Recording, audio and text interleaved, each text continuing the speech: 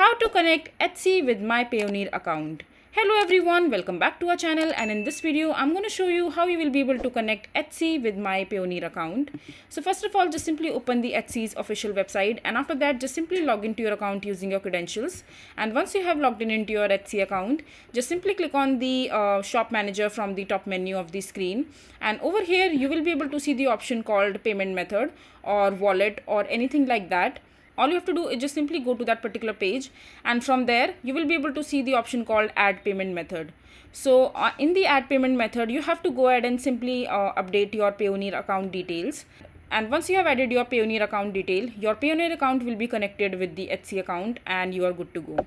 So this is basically how you will be able to connect your Payoneer to Etsy account. I hope you find this video to be helpful. So that is it for this video. If you find this video to be helpful, make sure to hit that like button and don't forget to subscribe to our channel for more such informative videos, and I'll see you the next time.